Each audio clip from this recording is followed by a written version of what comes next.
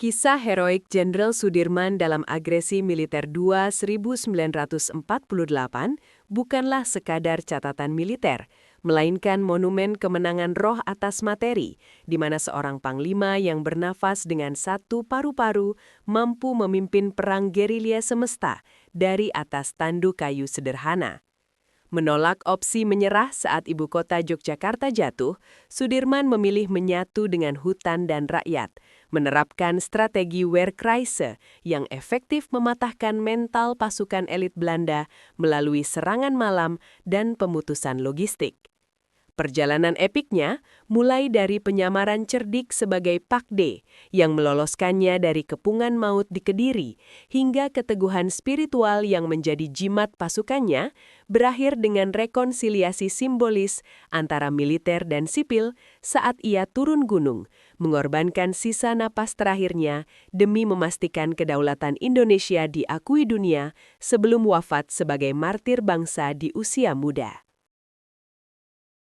Setiap sejarah punya kisah yang tak pernah diceritakan sepenuhnya. Dan disinilah kita akan membukanya bersama.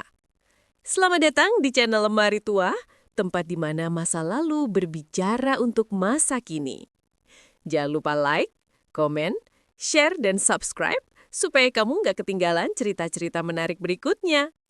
Siapkan sabuk pengaman, kita akan masuk ke ceritanya. Minggu pagi, 19 Desember 1948. Yogyakarta seharusnya tenang. Pasar Beringharjo baru saja menggeliat dan warga kota sedang menikmati udara pagi yang sejuk di kaki Gunung Merapi. Namun, pada pukul 5.30 pagi, ketenangan itu dirobek secara brutal. Bukan oleh kokok ayam, melainkan oleh deru mesin pesawat pemburu P-51 Mustang dan pembom B-25 Mitchell milik Angkatan Udara Kerajaan Belanda. Pesawat-pesawat itu dengan lambang trikolor di sayapnya menukik tajam menuju Pangkalan Udara Maguwo, sekarang Adi Sucipto. Bum! Bum! Ledakan mengguncang tanah. Asap hitam membumbung tinggi. Sirine meraung-raung bercampur dengan teriakan panik. Pasukan elit Belanda, Korps Speciale Troepen, KST, mulai terjun payung dari langit, menghujani jantung Republik Indonesia dengan timah panas. Operasi Kraai atau Burung Gagak telah dimulai. Belanda telah melanggar perjanjian Renville. Mereka tidak lagi ingin berunding. Mereka ingin memenggal kepala Republik dalam satu serangan kilat. Di tengah kekacauan itu, di sebuah rumah sederhana di Bintaran, seorang pria kurus terbangun. Dia adalah Jenderal Sudirman, Panglima Besar Angkatan Perang Republik Indonesia. Tapi Jenderal besar ini tidak sedang berdiri gagah dengan seragam lengkap.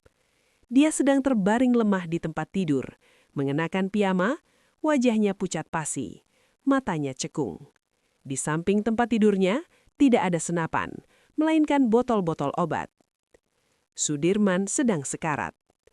Beberapa bulan sebelumnya, dokter telah memvonisnya menderita tuberkulosis parah. Satu paru-parunya, paru-paru kanan, telah tidak berfungsi dan dikempeskan atau dikolapskan melalui operasi plombage agar bakteri tidak menyebar. Dia bernafas hanya dengan satu paru-paru. Setiap tarikan nafas adalah perjuangan. Setiap batuk bisa berarti darah. Saat mendengar suara bom di Maguwo, ajudannya, Kapten Suparjo Rustam, masuk dengan wajah tegang. "Pak Dirman, Belanda menyerang." Reaksi Sudirman saat itu mendefinisikan seluruh babak sejarah selanjutnya. Logika medis mengatakan dia harus tetap di tempat tidur. Logika militer mengatakan dia harus bersembunyi. Tapi Sudirman memiliki logika sendiri. Logika kehormatan. "Bantu saya bangun," perintahnya dengan suara parau. Dengan tubuh gemetar, dia bangkit. Dia menolak saran dokter pribadinya, Mayor Dr. Suwondo, untuk tetap beristirahat. Dia mengenakan seragam panglimanya, melapisi tubuh kurusnya dengan mantel tebal untuk menahan dingin, dan mengenakan blangkon dan sepatu bootnya. Konfrontasi di Gedung Agung. Di Istana Kepresidenan, Gedung Agung, Presiden Soekarno, Wakil Presiden Hatta dan para menteri sedang menggelar sidang kabinet darurat. Suasana tegang. Pasukan Belanda sudah mendekati pusat kota. Tank-tank Sherman musuh sudah terlihat di jalanan Kaliurang. Pintu terbuka. Masuklah Jenderal Sudirman, dipapah oleh ajudannya. Kehadirannya mengejutkan semua orang. Hatta menatapnya dengan prihatin. Soekarno melihat kondisi panglimanya yang begitu rapuh, segera berkata, "Dinda Dirman, engkau sakit. Pulanglah, istirahat. Biar kami yang mengurus politik." Ini adalah momen persimpangan jalan bagi Republik Indonesia. Soekarno dan Hatta, sebagai pemimpin sipil, telah memutuskan strategi diplomasi martir. Mereka akan membiarkan diri mereka ditangkap. Dengan ditangkapnya pemimpin sipil, mereka berharap dunia internasional atau PBB akan melihat Belanda sebagai agresor biadab yang menyerang pemerintahan yang sah. Mereka ingin memenangkan simpati dunia. Tapi Sudirman adalah seorang prajurit. Bagi Sudirman, menyerah, meskipun dengan alasan taktis politik, adalah kematian bagi moral tentara. Jika presiden ditangkap dan panglima angkatan perang juga ditangkap atau diam di rumah sakit, maka di mata dunia, Tentara Nasional Indonesia atau TNI sudah bubar. Dan jika TNI bubar, maka Indonesia sebagai negara berdaulat sudah tamat. Belanda bisa mengklaim bahwa Republik hanyalah sekelompok pemberontak yang sudah diringkus. Sudirman menatap Soekarno. Dengan nafas yang berat namun tatapan yang tajam, dia menjawab sebuah kalimat yang tidak tercatat verbatim, namun esensinya bergema selamanya. "Yang mulia, Belanda sudah ingkar janji. Saya tidak bisa tinggal diam. Tempat saya yang terbaik adalah di tengah-tengah anak buah saya. Saya akan masuk hutan, saya akan memimpin perang gerilya." Soekarwo mencoba membujuk lagi. "Jangan Dirman, fisikmu tidak akan kuat." Tapi keputusan Sudirman sudah bulat. Dia tidak meminta izin untuk berperang. Dia memberitahu presiden bahwa tentara akan berperang. Ini adalah analisis kritis yang sering dilupakan. Sudirman tidak sedang membangkang pada presiden. Dia sedang menyelamatkan kedaulatan. Dia menyadari pembagian tugas yang kejam namun perlu. Sipil berkorban di meja penelitian dan penjara, militer berkorban di hutan dan medan laga. Perintah kilat, suara terakhir. Sebelum meninggalkan Gedung Agung, Sudirman sempat meminta izin untuk menyiarkan pidato terakhir melalui RRI sebelum stasiun itu dihancurkan Belanda. Tapi situasi sudah terlalu kacau. Maka dia menuliskan perintah kilat, atau perintah siasat nomor 1. Isinya singkat, padat, dan mematikan bagi ambisi Belanda. 1. Kita diserang. 2. Pemerintahan militer berjalan terus. 3. Lakukan taktik bumi hangus. 4. Jangan menyerah. Kertas perintah itu disalin dan disebarkan oleh kurir ke seluruh pos komando di Jawa. Itu adalah nyawa yang ditiapkan ke dalam tubuh TNI yang sedang bingung. Siang hari, sekitar pukul 14, tank-tank Belanda sudah mengepung alun-alun. Pasukan payung sudah mendarat di Jalan Malioboro. Soekarno, Hatta, dan Syahrir ditangkap dan kemudian diasingkan. Tapi mereka terlambat 1 jam. 1 jam sebelumnya, sebuah mobil sedan tua hitam telah meluncur keluar dari gerbang Bintaran, menuju arah selatan, menjauhi pusat kota. Di dalamnya duduk seorang pria yang batuk-batuk, memegang pistol di satu tangan dan obat di tangan lain. Belanda mengira mereka telah menang. Mereka telah menangkap kepala negara. Mereka telah menguasai ibu kota. Mereka tidak tahu bahwa jantung Republik tidak lagi berada di Gedung Agung. Jantung itu telah lolos. Jantung itu sedang bergerak menuju hutan. Bernafas dengan satu paru-paru, siap memulai perang terpanjang dan paling melelahkan dalam sejarah kemerdekaan Indonesia. Minggu Kelabu di Yogyakarta itu bukanlah akhir. Itu adalah awal dari legenda. Sang jenderal sakit itu baru saja menyatakan perang terhadap salah satu militer terkuat di dunia, hanya berbekal tanduk dan keyakinan. Sore hari, 19 Desember 1948, matahari mulai condong ke barat, melemparkan bayangan panjang di atas kota Yogyakarta yang kini dikuasai asing. Di halaman belakang rumah dinas di Jalan Bintaran Wetan, asap tipis membumbung ke udara. Bukan asap mesiu, melainkan asap dari tumpukan kertas yang dibakar. Jenderal Sudirman berdiri menatap api itu. Di tangannya, dia memegang tumpukan dokumen terakhir, peta strategi, daftar personil intelijen, dan surat-surat rahasia negara. Satu persatu, rahasia negara itu dilemparkan ke dalam api.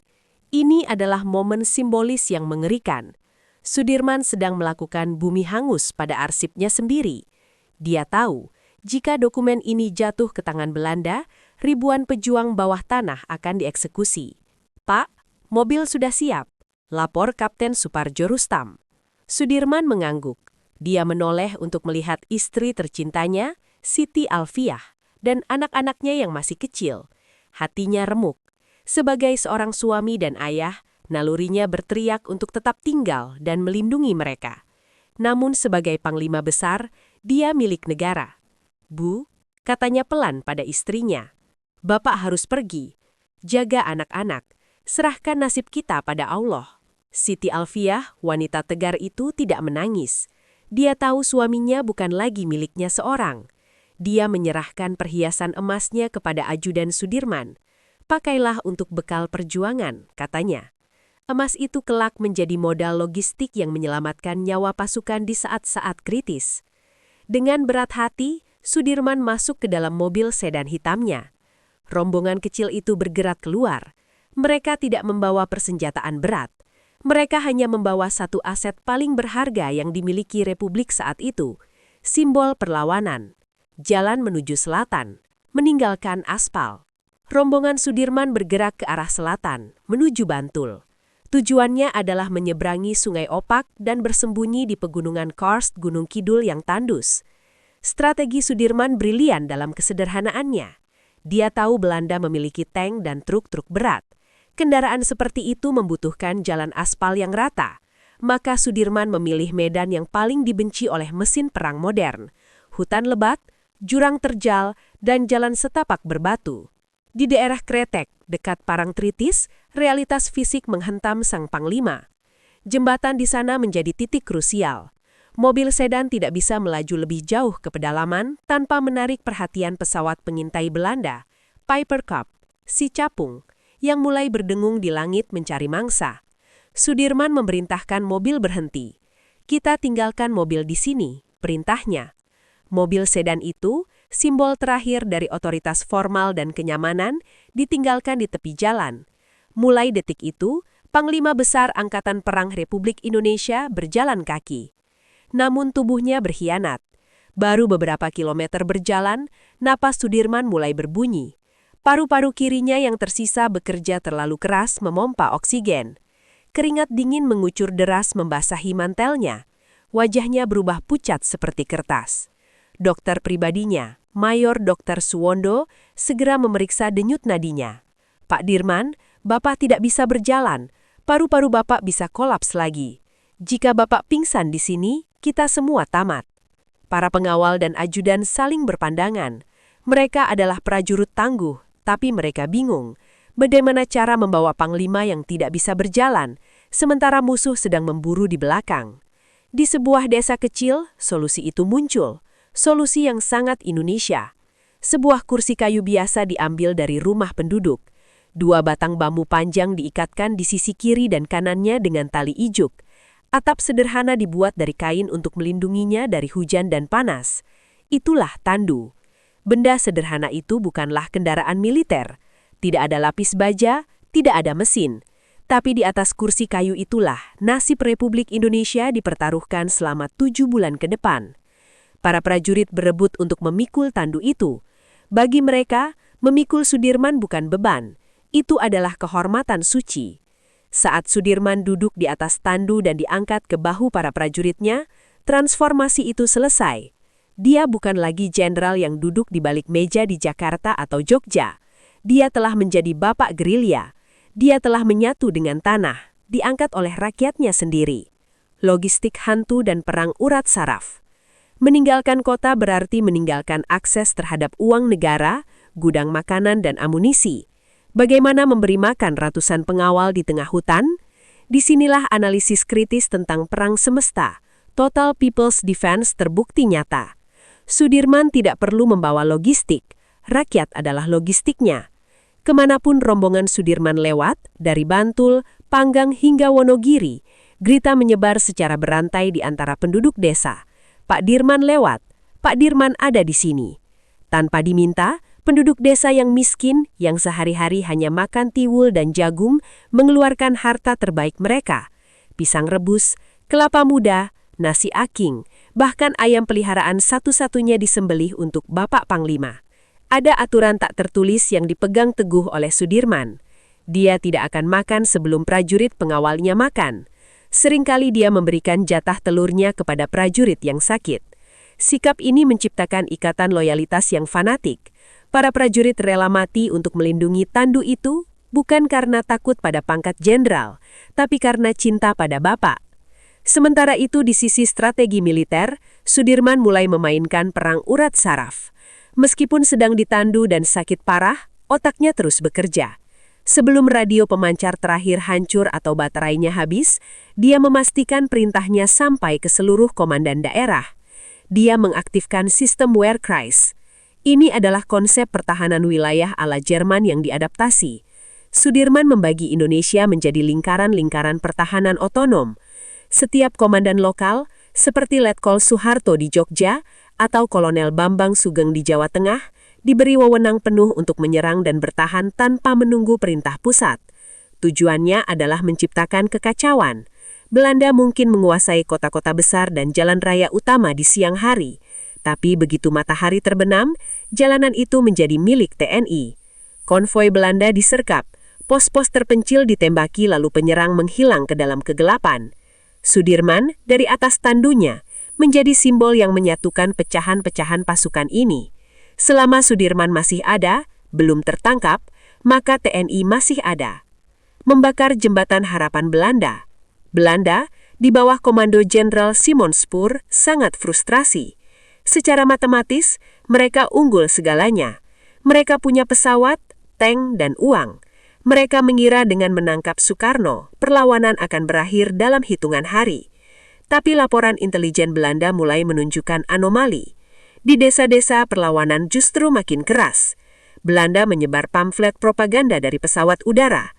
Pamflet itu berbunyi, Jenderal Sudirman sudah menyerah, atau Panglima Besar sudah mati karena sakit. Namun propaganda itu gagal total. Mengapa? Karena rakyat melihat sendiri tandu itu lewat di depan rumah mereka. Mereka melihat Sudirman sholat di masjid desa mereka. Kehadiran fisik Sudirman di medan gerilya membakar habis jembatan harapan Belanda untuk menang cepat. Sudirman telah membuat keputusan strategis yang brilian. Dia menjadikan dirinya sebagai target bergerak. Dia tahu Belanda akan memburunya. Dengan membiarkan dirinya dikejar, dia memecah konsentrasi pasukan Belanda. Pasukan elit Belanda sibuk menyisir gunung dan hutan mencari hantu berkursi tandu ini, sehingga kekuatan mereka di kota-kota besar menjadi tipis dan rentan diserang oleh unit gerilya lokal. Menuju Kediri, ke mulut harimau. Perjalanan berlanjut semakin jauh ke timur. Hujan turun hampir setiap hari. Jalur pegunungan licin dan berbahaya. Sudirman sering batuk darah di sepanjang jalan. Dr. Suwondo kehabisan obat paten. Dia terpaksa menyuntikkan vitamin atau obat penenang sederhana untuk meredakan nyeri dada. Seringkali Sudirman harus turun dari tandu dan dipapah saat jalanan terlalu terjal. Napasnya memburu seperti orang tenggelam. Tapi dia tidak mau berhenti. Kita ke Kediri, perintahnya. Keputusan ke Kediri ini sangat beresiko. Kediri adalah kota besar yang dijaga ketat oleh Belanda. Tapi Sudirman butuh menyusun ulang strategi dan bertemu dengan komandan-komandan Jawa Timur. Tanpa dia sadari, dia sedang berjalan ke mulut harimau. Intelijen Belanda, NEFIS, mulai mencium jejaknya. Mereka mendengar desus-desus tentang rombongan misterius yang bergerak di selatan Jawa. Jenderal Spoor memerintahkan pasukan elit Korps Special Troopens, pembunuh berdarah dingin, yang dulu dipimpin Westerling, untuk menyisir wilayah timur Gunung Wilis. Jembatan di belakang sudah dibakar, tidak ada jalan kembali ke Jogja. Dan di depan, di hutan-hutan Kediri, moncong senjata Belanda sudah menunggu. Transformasi Sudirman menjadi gerilyawan sudah selesai. Kini babak selanjutnya adalah ujian bertahan hidup yang paling murni. Petak umpet mematikan antara seorang pria sakit di atas kursi kayu melawan mesin pembunuh paling efisien dari Eropa. Hutan di lereng Gunung Wilis, Jawa Timur, tidak pernah sunyi. Di siang hari, suara serangga hutan berdenging memekakan telinga. Di malam hari, angin dingin menusuk tulang. Namun, pada awal tahun 1949, ada suara baru yang membuat darah setiap penduduk desa membeku. Suara sepatu bot Lars dan deru mesin truk militer. Jenderal Simon Spoor, Panglima tertinggi tentara Belanda, sedang marah besar. Operasi Krai atau Gagak secara teknis sukses.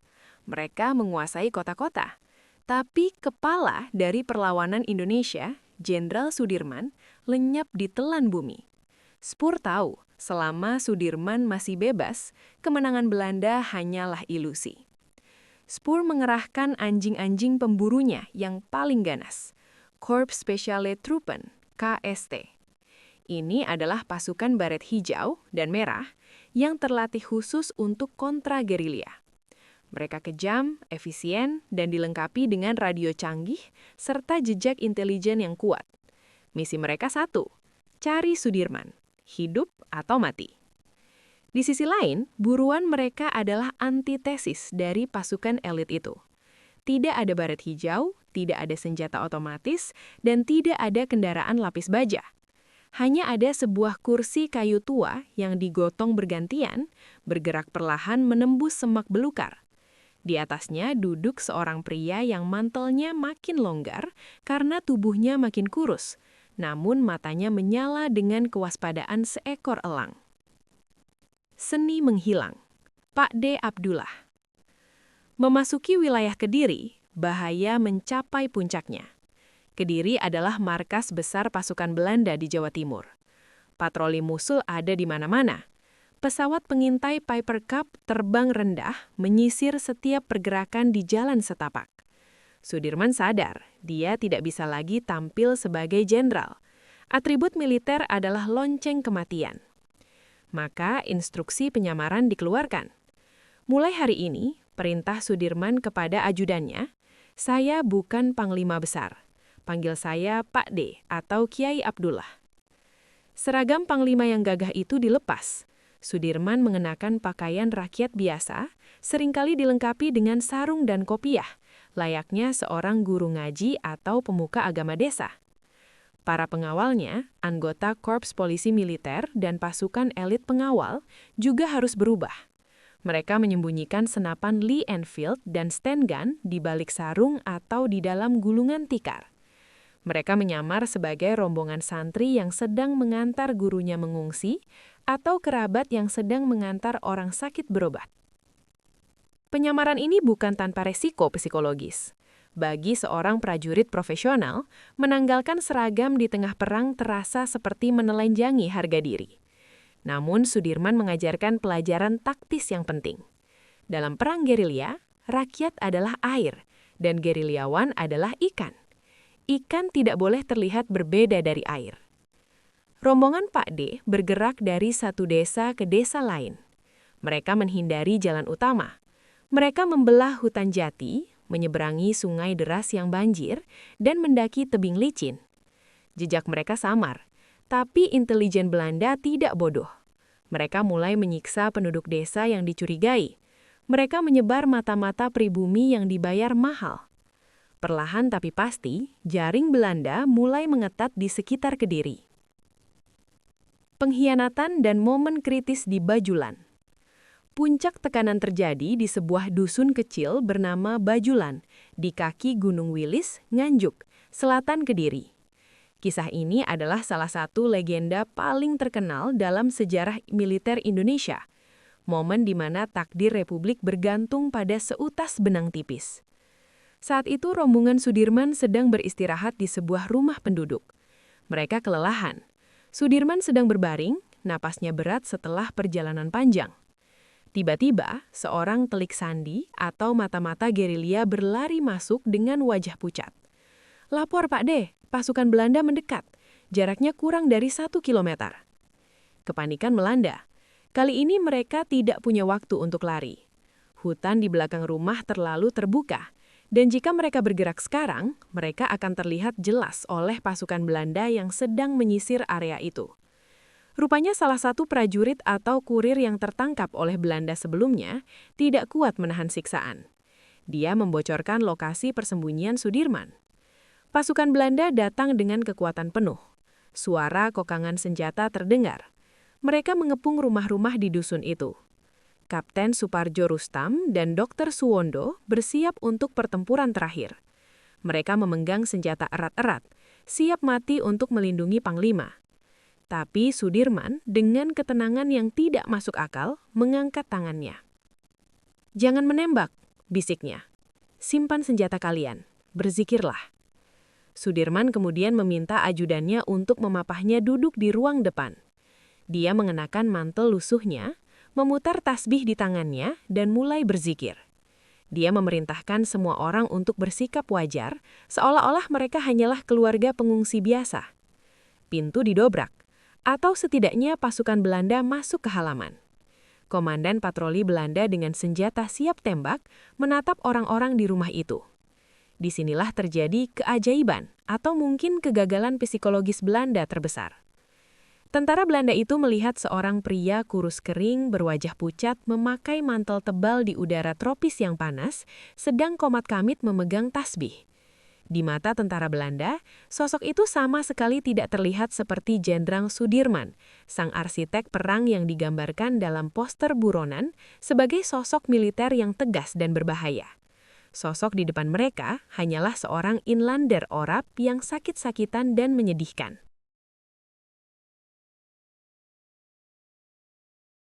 "Siapa dia?" tanya tentara Belanda. Dalam bahasa Melayu kasar atau Belanda. "Ini Pak D kami, sedang sakit parah," jawab salah satu pengawal dengan kepala tertunduk, menahan napas. Tentara Belanda itu mendengus. Dia melihat sekeliling. Tidak ada peta militer, tidak ada radio pemancar. Hanya orang sakit. "Pergi, cari di tempat lain," teriak komandan Belanda itu kepada anak buahnya. "Informan itu bohong, tidak ada jenderal di sini." Pasukan Belanda berbalik dan pergi. Mereka pergi meninggalkan buruan nomor 1 mereka, yang duduk hanya berjarak beberapa meter dari moncong senjata mereka. Setelah derap langkah tentara menjauh, Dr. Suwondo hampir pingsan karena lega. Sudirman menghentikan zikirnya, menatap pintu yang kosong, dan tersenyum tipis. Apakah itu kekuatan mistis? Banyak prajurit percaya Sudirman punya ilmu menghilang. Namun, analisis sejarah modern menawarkan penjelasan yang lebih logis, namun tetap ironis. Kegagalan Belanda di Bajulan adalah contoh klasik dari bias kognitif dan arogansi kolonial. 1. Profil yang salah. Belanda mencari sosok jenderal barat. Dalam benak mereka, seorang panglima tertinggi pasti dikawal ketat, memakai seragam, membawa peralatan perang, dan terlihat gagah. Mereka tidak bisa membayangkan bahwa panglima tertinggi musuh mereka adalah orang yang ditandu, kurus, dan terlihat seperti petani sakit. Realitas Sudirman tidak sesuai dengan ekspektasi mereka. 2. Intelijen yang terputus. Belanda punya teknologi, tapi mereka tidak punya rasa. Mereka tidak memahami budaya lokal. Bagi mereka, pria bersarung dan bertasbih hanyalah orang kampung. Mereka meremehkan kekuatan kultural dari sosok kiai atau bapak dalam struktur sosial Jawa. Sudirman selamat bukan karena dia tidak terlihat, tapi karena Belanda menolak untuk melihatnya sebagai ancaman. Penyamarannya sebagai orang lemah justru menjadi perisai terkuatnya. Meninggalkan Kediri, menuju Soboh. Setelah insiden nyaris maut itu, Sudirman menyadari bahwa Kediri sudah terlalu panas. Mata-mata Belanda ada di mana-mana. Dia harus bergerak lebih jauh ke pedalaman, ke tempat yang lebih sulit dijangkau. Dia memutuskan untuk membelah hutan menuju Soboh, sebuah desa terpencil di pegunungan dekat Pacitan. Perjalanan dari Kediri ke Soboh adalah etape yang paling menyiksa fisik. Hujan turun terus-menerus. Jalanan berubah menjadi bubur lumpur. Para pemikul tandu bergantian setiap beberapa kilometer. Bahu mereka lecet dan berdarah karena gesekan kayu tandu. Kaki mereka bengkak, sepatu boot mereka sudah hancur. Banyak yang berjalan telanjang kaki. Sudirman sendiri kondisinya makin menurun. Batuknya makin sering. Tapi di tengah penderitaan itu, dia menunjukkan kepemimpinan yang luar biasa. Ketika hujan deras, pengawal ingin melindunginya dengan satu-satunya jas hujan yang ada. Sudirman menolak. "Kalian juga basah?" katanya. Dia membiarkan dirinya kehujanan bersama prajuritnya. Ketika makanan habis dan mereka hanya menemukan ubi hutan, Sudirman menolak makan bagian terbesar. Dia membaginya rata. Sikap inilah yang membuat para prajuritnya rela melakukan apa saja. Mereka bukan lagi sekedar bawahan, mereka adalah murid yang sedang mengawal guru sucinya. Mereka membentuk pagar betis hidup di sekeliling tandu itu. Jika ada pesawat Belanda lewat, mereka akan segera menutupi tandu dengan ranting pohon. Jika ada patroli darat, penduduk desa secara estafet akan memberi kode, memukul kentongan atau menyalakan api untuk memberitahu posisi musuh. Belanda memiliki satelit intelijen secara metaforis dan pesawat pengintai. Tapi Sudirman memiliki radar rakyat. Setiap petani di sawah, setiap ibu di pasar, setiap anak gembala adalah mata dan telinga Sudirman. Mereka akan memberitahu Belanda arah yang salah, Pak Dirman ke utara, padahal rombongan bergerak ke selatan. Benteng terakhir di gunung. Akhirnya rombongan tiba di Sobo, Pacitan. Ini adalah tempat yang perfect, terisolasi, dikelilingi gunung, dan penduduknya sangat loyal. Disinilah Sudirman mendirikan markas besar gerilya yang baru. Dari sebuah rumah kayu sederhana di Sobo, hantu yang gagal ditangkap Belanda itu mulai menyusun serangan balik. Dia bukan lagi buruan yang lari, dia kini menjadi pengendali papan catur. Dia mengirim kurir, salah satunya Letkol Soeharto, untuk berkoordinasi dengan Sri Sultan Hamengkubuwono IX di Yogyakarta. Dia memerintahkan serangan serentak untuk membuktikan pada dunia bahwa TNI masih ada. Belanda di Jakarta mungkin sedang minum wine merayakan kemenangan semu mereka. Tapi di hutan Sobo, jenderal yang mereka kira sudah mati itu sedang meruncingkan bambu dan menyiapkan strategi yang akan mempermalukan mereka di mata PBB. Sobo, Pacitan, pertengahan 1949. Di sebuah rumah panggung sederhana di tengah hutan jati yang lebat, suasana hening menyelimuti markas besar darurat itu. Tidak ada peta digital, tidak ada listrik, dan tidak ada telepon satelit. Hanya ada lampu minyak uplik yang berkedip-kedip menahan angin malam. Jenderal Sudirman duduk bersila di atas tikar pandan. Dia baru saja menyelesaikan sholat malam. Tubuhnya kini tinggal tulang berbalut kulit. Wajahnya cekung, matanya dikelilingi lingkaran hitam. Batuknya masih terdengar, kering dan menyakitkan, memecah keheningan hutan. Secara medis, pria ini seharusnya sudah mati, atau setidaknya terbaring koma di rumah sakit di Eropa dengan peralatan ventilator. Paru-paru kanannya sudah tidak berfungsi.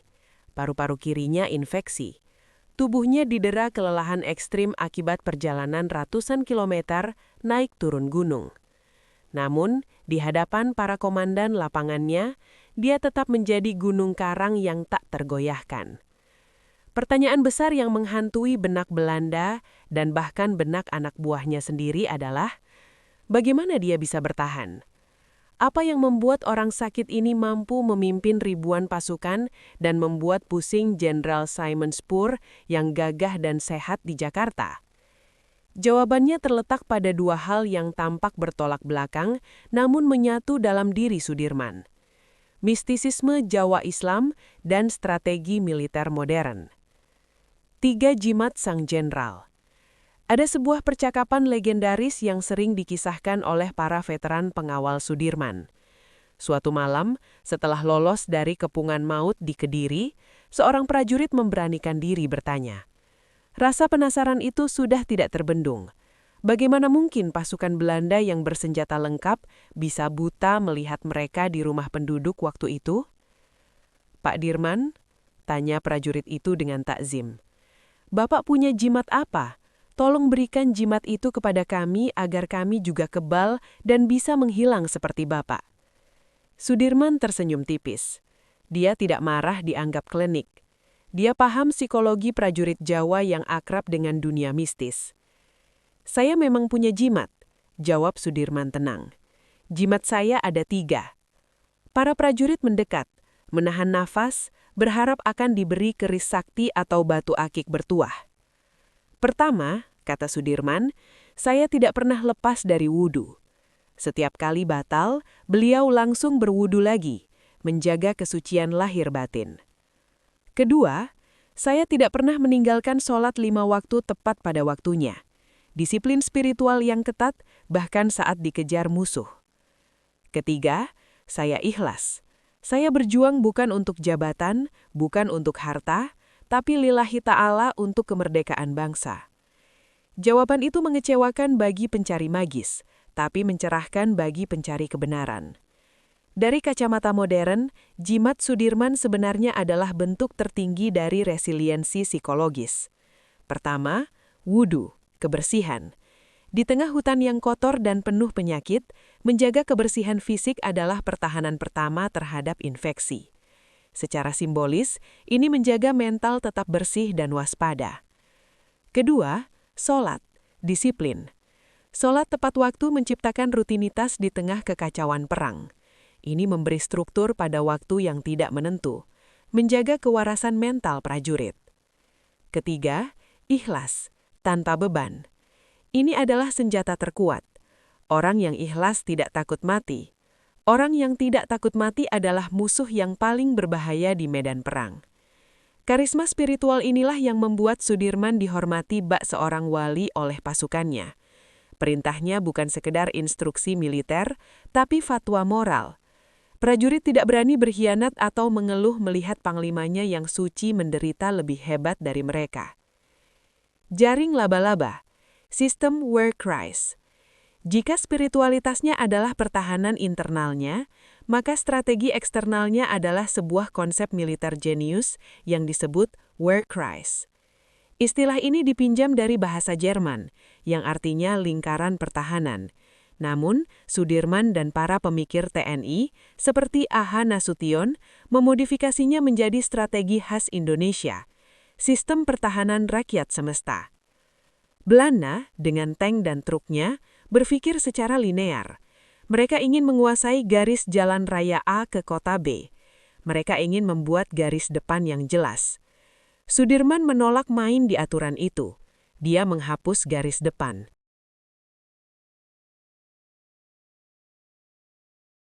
"Kita tidak akan membuat garis pertahanan," perintahnya. "Kita akan membuat kantong-kantong." Dalam strategi Wehrkreis, Pulau Jawa dibagi menjadi lingkaran-lingkaran wilayah mandiri, kantong gerilya.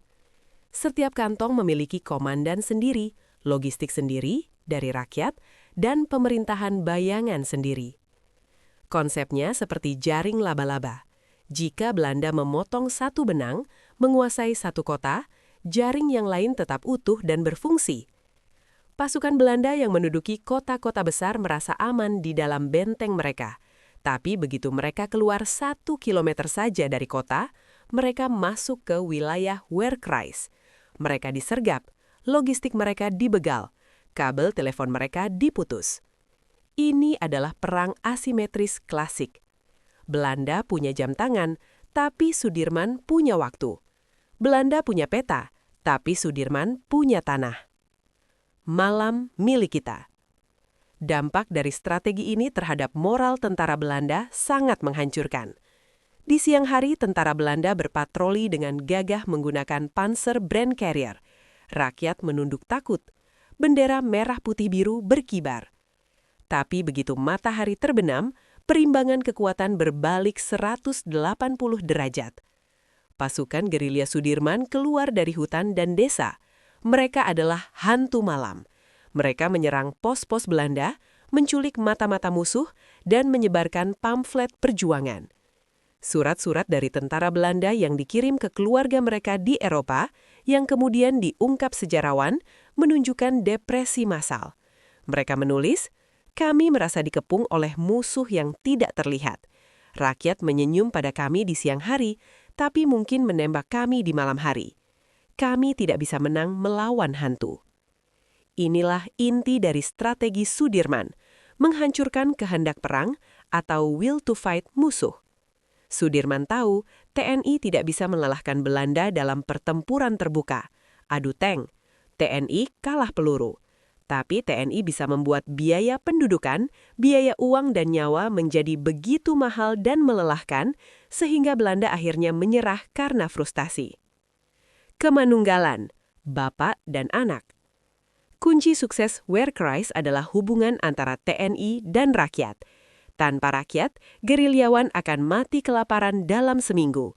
Sudirman adalah arsitek dari doktrin TNI adalah tentara rakyat. Selama di Sobo, Sudirman memberikan contoh konkret. Meskipun sakit, dia menolak diperlakukan istimewa. Ketika penduduk desa menyumbangkan seekor ayam, dia memerintahkan ayam itu dibuat sup dan dibagi rata ke semua pengawal, meskipun masing-masing hanya dapat kuahnya saja. Ada satu kisah menyentuh ketika seorang prajurit pengawal kehilangan sandalnya di lumpur. Sudirman dari atas tandu melihatnya. Saat istirahat, dia memanggil prajurit itu dan memberikan sepatunya sendiri atau memerintahkan ajudan mencarikan ganti. Sambil berkata, "Kakimu adalah kakiku. Jika kau sakit, siapa yang akan memanggulku?" Sikap egaliter ini sangat kontras dengan perwira Belanda yang elitis dan berjarak dengan prajurit bawahan. Di hutan Jawa, jenderal dan kopral tidur di tanah yang sama, digigit nyamuk yang sama. Solidaritas penderitaan, shared suffering inilah yang membuat TNI tidak pecah meskipun digempur habis-habisan. Merajut serangan balik. Di pertengahan 1949, dari markas Sobo yang terpencil, Sudirman mulai melihat titik terang. Strategi Wehrkreis berhasil. Belanda terkunci di kota. Ekonomi mereka pendarahan. Dunia internasional, PBB, mulai menekan Belanda karena agresi mereka tidak kunjung menghasilkan stabilitas. Sudirman memutuskan ini saatnya memberikan pukulan pamungkas. Bukan untuk mengalahkan Belanda secara militer, itu mustahil, tapi untuk mempermalukan mereka secara politik. Dia mengirim kurir rahasia membawa pesan kepada Sri Sultan Hamengkubuwono IX di dalam Keraton Yogyakarta dan kepada Letkol Soeharto yang memimpin Wehrkreis III. Pesannya jelas, tunjukkan pada dunia bahwa TNI masih ada. Serang di siang bolong. Perintah ini bermuara pada peristiwa monumental serangan umum 1 Maret 1949. Selama 6 jam, Yogyakarta diduduki kembali oleh TNI. Berita ini disiarkan lewat radio hingga sampai ke forum PBB di New York. Delegasi Belanda yang sedang berpidato bahwa TNI sudah hancur terbungam seketika. Sudirman, dari kejauhan di atas gunung, tersenyum. Jimatnya berhasil. Strateginya berhasil. Tandu kayu reot itu telah mengalahkan tank baja. Paru-paru yang tinggal satu itu telah meniupkan nafas kehidupan kembali ke dalam tubuh Republik yang hampir mati. Namun kemenangan ini membawa konsekuensi baru. Politik mulai bermain lagi. Soekarno dan Hatta dibebaskan. Meja perundingan disiapkan. Rumroyen. Sudirman kini menghadapi dilema terbesarnya. Turun gunung dan berdamai dengan musuh yang paling dia benci, atau tetap di hutan dan melanjutkan perang sucinya. Juli 1949, di markas gerilya Sobo, Pacitan, angin kemenangan mulai berhembus, tetapi rasanya pahit bagi Jenderal Sudirman. Berita telah sampai kepadanya melalui kurir. Perjanjian Rumroyen telah disepakati.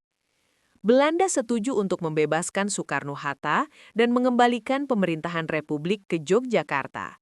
Sebagai gantinya, TNI harus menghentikan tembak-menembak. Bagi para politisi di Bangka, tempat pengasingan, dan Jakarta, ini adalah kemenangan diplomasi. Tapi bagi Sudirman di hutan, ini adalah pil pahit yang sulit ditelan. Sudirman merasa TNI sedang di atas angin. Strategi Wehrkreis telah membuat Belanda frustasi. Moral musuh hancur. Mengapa harus berunding sekarang? Mengapa harus berkompromi dengan musuh yang telah membantai rakyat dan mengkhianati perjanjian sebelumnya? Di dalam saku mantel lusuhnya, Sudirman menyimpan secari kertas yang sangat berbahaya. Itu adalah surat pengunduran diri. Sudirman berniat mundur dari jabatannya sebagai Panglima Besar. Dia kecewa dengan lunaknya sikap pemerintah sipil. Dia merasa prinsip perjuangannya, merdeka 100% atau mati, telah dikhianati oleh kompromi meja perundingan. Namun, di momen kritis ini, kebijaksanaan mengatasi ego. Orang-orang terdekatnya, termasuk Kolonel T.B. Simatupang dan Sultan Hamengkubuwono IX, membujuknya. Jika Bapak mundur sekarang, kata mereka, TNI akan pecah. Tanpa Bapak, siapa yang bisa mengendalikan ribuan gerilyawan yang masih memegang senjata dengan penuh amarah? Sudirman merenung panjang. Dia menatap wajah-wajah prajuritnya yang kurus, hitam terbakar matahari, dan penuh luka. Mereka telah mengikutinya ke neraka dan kembali. Dia tidak bisa meninggalkan mereka sekarang. Dengan berat hati, Sudirman merobek atau menyimpan kembali surat pengunduran diri itu. Dia memilih untuk taat pada satu prinsip tertinggi yang selalu dia pegang, kepentingan negara di atas segalanya. Dia memerintahkan pasukannya untuk turun gunung. Pawai kemenangan yang mengharukan. Tanggal 10 Juli 1949, hari itu tercatat sebagai salah satu hari paling emosional dalam sejarah Yogyakarta. Ribuan rakyat memadati jalanan dari arah selatan menuju alun-alun. Mereka menunggu kembalinya bapak mereka. Iring-kiringan itu akhirnya muncul. Tidak ada tank mengkilap, tidak ada marching band. Yang ada hanyalah barisan prajurit dengan seragam compang-camping, sebagian telanjang kaki, rambut gondrong tak terurus, dan kulit yang menghitam. Mereka membawa senjata rampasan dengan bangga, dan di tengah-tengah mereka, sebuah tandu kayu sederhana digotong. Di atas tandu itu, duduk Jenderal Sudirman. Dia mengenakan mantel tebal yang sama, blangkon yang sama. Wajahnya semakin tirus, matanya semakin cekung, tapi aura kewibawaannya memancar lebih kuat dari sebelumnya. Rakyat menangis melihat kondisi panglima mereka. Mereka melihat harga yang harus dibayar untuk kemerdekaan, kesehatan sang jenderal. Sesampainya di perbatasan kota, Sudirman turun dari tandu. Dia tidak mau masuk ke kota dengan ditandu. Dia ingin berjalan tegak, meskipun tertatih-tatih, untuk menunjukkan pada Belanda yang masih mengawasi proses penyerahan kekuasaan bahwa TNI tidak kalah. TNI pulang dengan kepala tegak. Mobil dinas menjemputnya.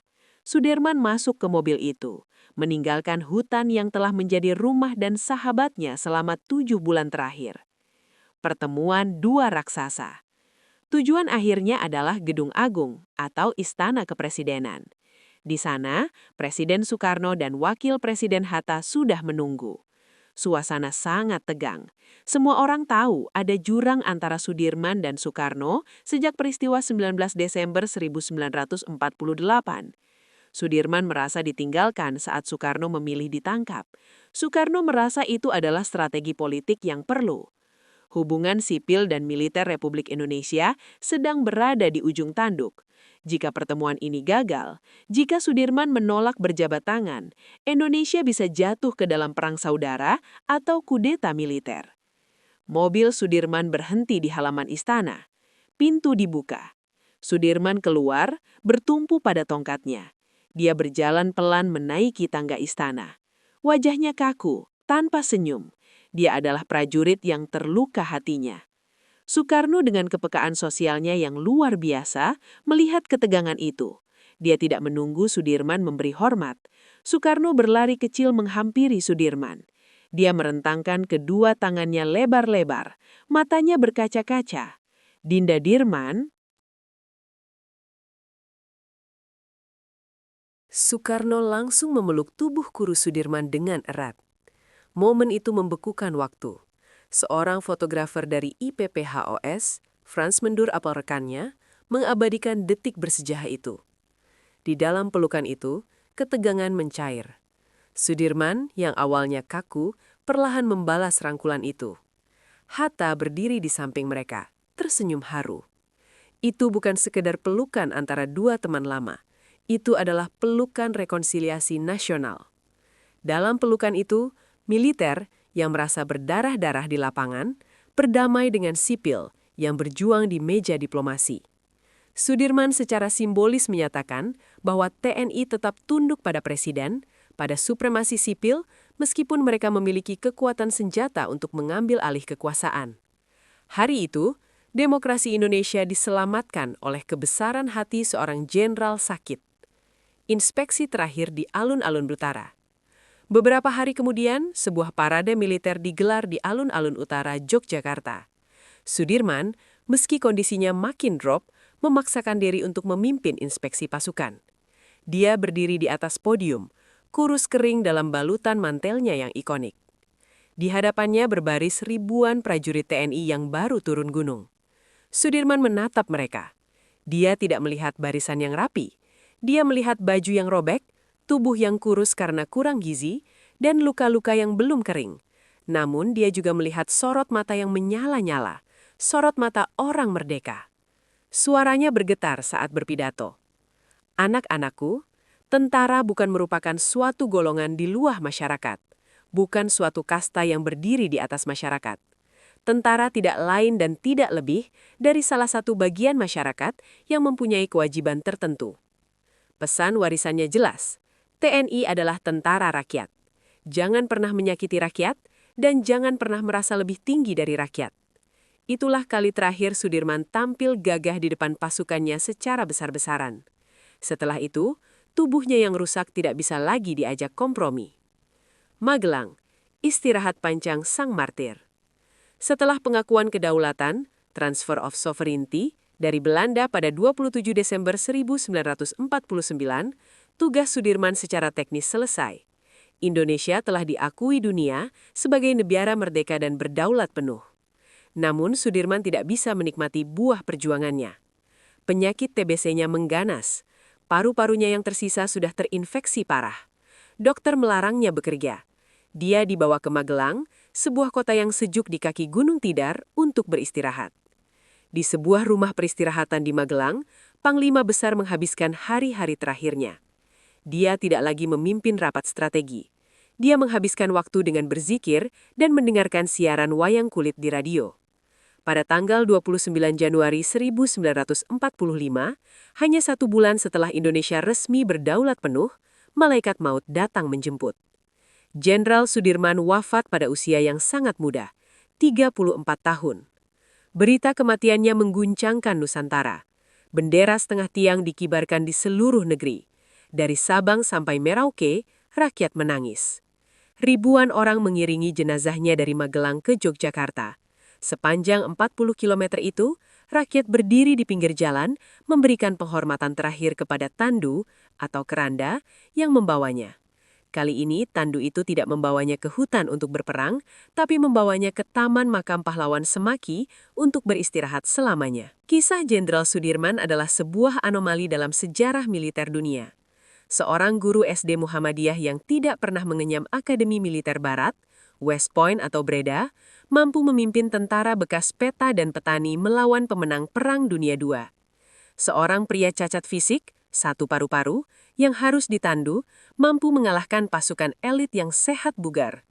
Bahwa kekuatan terbesar Indonesia tidak terletak pada kecanggihan alutsista, karena kita selalu kalah dalam hal itu, melainkan pada kekuatan mental dan kemanunggalan. Sudirman mengajarkan bahwa keterbatasan fisik bukanlah alasan untuk menyerah. Dia membuktikan bahwa niat yang suci, ikhlas, adalah bahan bakar yang tak terbatas. Belanda mungkin memenangkan pertempuran di Maguwo, menguasai jalan raya, menyiksa penduduk di Kediri, dan menekan secara politik. Tapi mereka kalah dalam perang jangka panjang karena mereka melawan sesuatu yang tidak bisa ditembak mati, roh perlawanan. Jenderal Sudirman wafat 75 tahun yang lalu. Tapi setiap kali seorang prajurit TNI bersumpah setia, setiap kali seorang pelajar belajar tentang cinta tanah air, dan setiap kali bangsa ini menghadapi krisis yang tampaknya mustahil, bayangan seorang pria kurus dengan mantel di atas tandu itu hadir kembali. Dia mengingatkan kita, robek-robeklah badanku, potong-potonglah jasadku, tetapi jiwaku dilindungi benteng merah putih, akan tetap hidup, tetap menuntut bela, siapapun lawan yang aku hadapi. Sang jenderal tidak pernah benar-benar pergi. Dia hanya sedang berpatroli di keabadian, menjaga republik yang dia cintai lebih dari nyawanya sendiri.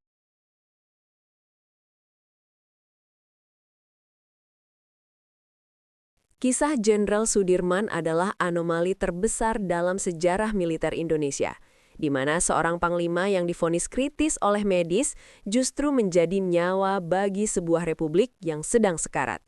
Keputusannya yang nekat untuk meninggalkan ibu kota dan memimpin perang gerilya dengan satu paru-paru dari atas tandu membuktikan bahwa kekuatan sejati tidak terletak pada kecanggihan alutsista, melainkan pada keteguhan mental. Kehadiran fisiknya di hutan bukan sekadar strategi taktis, melainkan simbol perlawanan hidup yang mematahkan propaganda Belanda dan menjaga moral bangsa tetap menyala di saat para pemimpin sipil ditawan musuh. Lebih dari sekedar simbol, Sudirman membuktikan kejeniusannya melalui penerapan strategi Wehrkreise yang mengubah ketimpangan militer menjadi perang asimetris yang mematikan.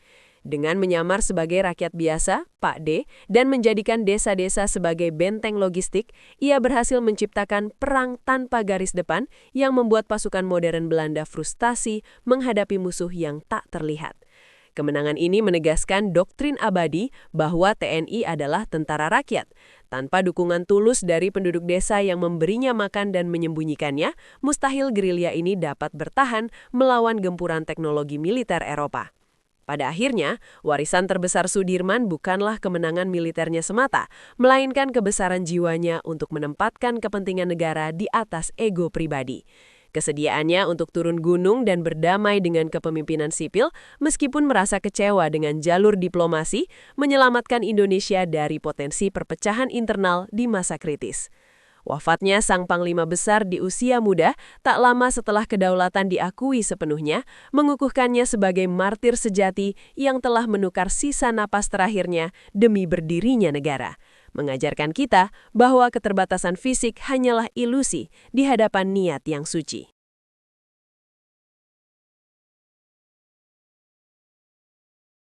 Bagaimana mungkin seorang pria dengan satu paru-paru yang harus ditandu mampu mempermalukan pasukan elit Belanda yang bersenjata lengkap? Kisah Jenderal Sudirman bukan sekadar sejarah hafalan sekolah, melainkan thriller nyata tentang strategi gerilya Wehrkreise yang jenius, penyamaran hantu yang meloloskannya dari moncong senjata di Kediri, hingga pengorbanan nyawa demi kedaulatan Republik. Jika Anda ingin menyelami detail taktik militer dan drama kemanusiaan di balik perang gerilya paling legendaris di Indonesia, baca kisah lengkapnya sekarang dan temukan arti sejati dari semangat pantang menyerah yang mewariskan kemerdekaan bagi kita hari ini.